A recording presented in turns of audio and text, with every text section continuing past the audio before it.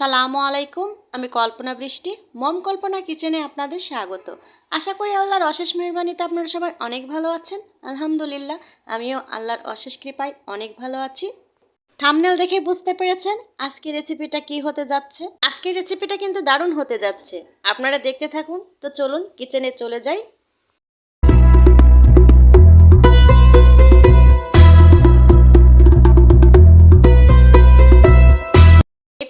চলে এসেছি আমি কিচেনে।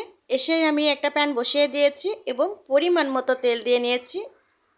আজকের রেসিপিটা হতে যাচ্ছে চিকেন লেগ পিস ভুনা। আজকে ভিন্ন স্বাদের একটা লেগ পিস আমি আপনাদের ভুনা করে দেখাবো। এই যে দেখুন, প্রথমে তেল দেওয়ার পরে আমি দিয়ে দিয়েছি দুইটা বড় বড় পেঁয়াজ কুচি। এই যে পেঁয়াজটার কুচিটা সুন্দরভাবে আমি ভেজে একদম বাদামি কালার করে ভেজে নেওয়ার পরে এ পর্যায়ে এসে এই যে দিয়ে দেব আমি এই যে পেঁয়াজ এবং আদা। পেঁয়াজের পেস্ট আর আদা পেস্টটা দেওয়ার পরে ভালোভাবে একটু নাড়াচাড়া করে নিতে হবে। আজকে আমি 3টা লেগ পিস দিয়ে আজকে রেসিপিটা বানাবো, তাই ঠিক সেই পরিমাণ মশলা আমি ইউজ করব। তাই এখানে পেঁয়াজের পেস্ট আর আদার পেস্ট দিয়ে দিয়েছি। এবার আমি দিয়ে দেব রসুনের পেস্ট, আর এখানে আছে জিরে পেস্ট। এই যে দেখুন, প্রত্যেকটা আমি কিন্তু এক চামচ করে দিয়ে দিয়েছি। 3টা লেগ পিসের জন্য এই মশলাই আনাম। তারপরে একটু আমি বাটিটা ধুয়ে পানিটা দিয়ে নিয়েছি, যে এই যে দেখুন একটু পানি লাগবে, তাই দেওয়ার পরে এবার আমি মশলাটাকে ভালোভাবে পেঁয়াজের সঙ্গে সুন্দরভাবে মিশিয়ে আমি কষিয়ে নেব। এ পর্যায়ে এসে আমি শুকনো যে সমস্ত গরম মশলাগুলো আছে সেগুলো আমি একে একে ইউজ করব, দেখতে থাকুন। এবার আমি দিয়ে দিয়েছি 2টা মতো দারচিনি, তারপরে দিয়ে দিয়েছি 2টা মতো লবঙ্গ, এবার আমি দিয়ে দিলাম 2টা মতো এলাচ। 3টা লেগ পিসের জন্য এটাই আনাপ। আর একটা আমি দিয়ে দিয়েছি কালো এলাচ, তারপরে আমি একটা তেজপাতা 2 টুকরো করে দিয়ে দিয়েছি। আর এখানে 6 থেকে 7টা গোলমরিচ আমি গুঁড়ো করে নিয়েছি, গোলমরিচ গুঁড়ো দিয়ে দিলাম। দেওয়ার পরে এ পর্যায়ে এসে সুন্দরভাবে নাড়াচাড়া করে মশলাটাকে ভালোভাবে মিশিয়ে নিতে হবে। এই যে দেখুন, যখন দেখবেন মশলাটা সুন্দরভাবে কষানো হয়ে গেছে, এই পর্যায়ে আমি কিছু গুঁড়ো মশলা ইউজ করব। গুঁড়ো মশলার মধ্যে প্রথমে আমি 1 চামচ এই যে লবণ দিয়ে দিয়েছি। এবার আমি দিয়ে দিয়েছি 1 চামচ হলুদ, তারপরে দিয়ে দিয়েছি এই যে 1 চামচ মতো গুঁড়ো মরিচের গুঁড়ো। এরপরে দিয়ে দিলাম আমি 1 চামচের একটু কম, মানে আধা চামচের একটু বেশি এই যে ধনে গুঁড়ো। দেওয়ার পরে এবার ভালোভাবে নাড়াচাড়া করে সুন্দর করে মশলাটাকে আবার কষিয়ে নিতে হবে। কষাতে কষাতে যখন দেখবেন এই যে তেলটা বের হয়ে আসবে, এই মুহূর্তেই বুঝবেন মশলাটা কষানো হয়ে এসেছে। মশলাটা কষানো হয়ে গেলে এই যে এ পর্যায়ে আমি এসে এই যে কিউব করে কাটা একটা টমেটো আমি দিয়ে দেব। টমেটোটা যখন হালকা পরিমাণ গলে আসবে, এই পর্যায়ে আমি দিয়ে দেব এই যে 5 থেকে 6টা এই যে বড় বড় রসুনের কোয়া।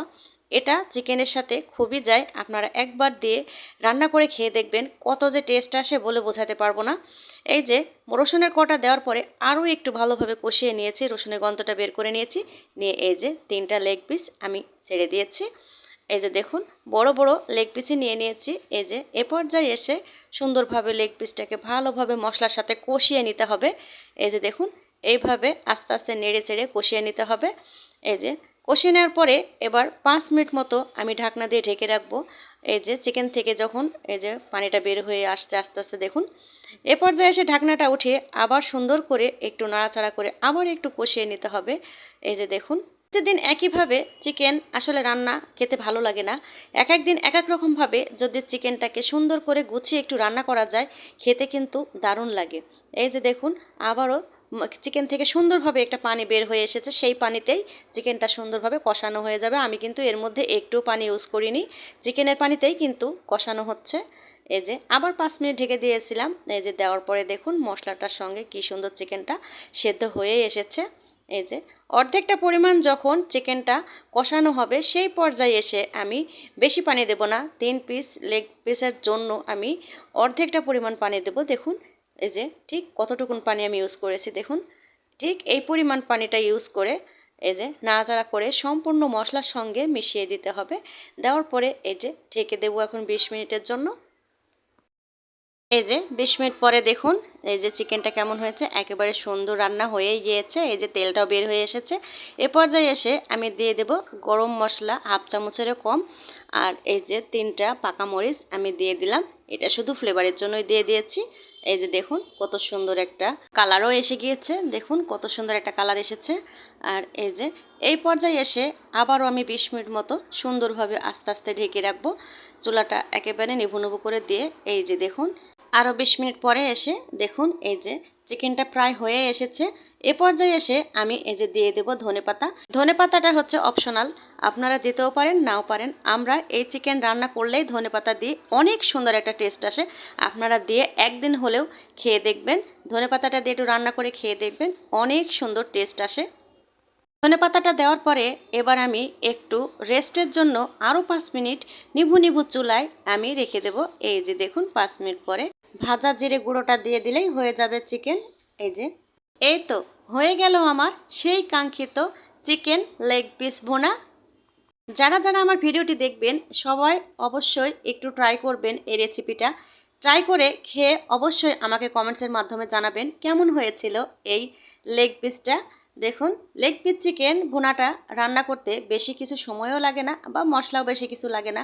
তারপরে রান্না করে অবশ্যই আমার কাছে একটা কমেন্টসের মাধ্যমে জানাবেন কেমন হয়েছিল।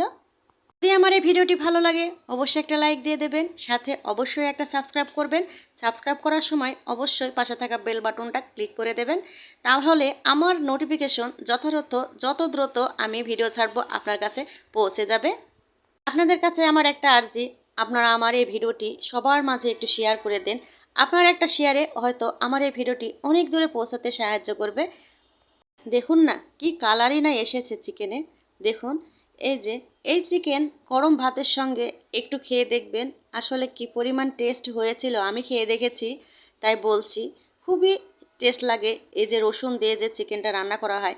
তবে আজকে চলে যাচ্ছি, আবার একটা নতুন ভিডিও নিয়ে আপনাদের সামনে হাজির হব। আল্লাহ হাফেজ, আসসালামু আলাইকুম।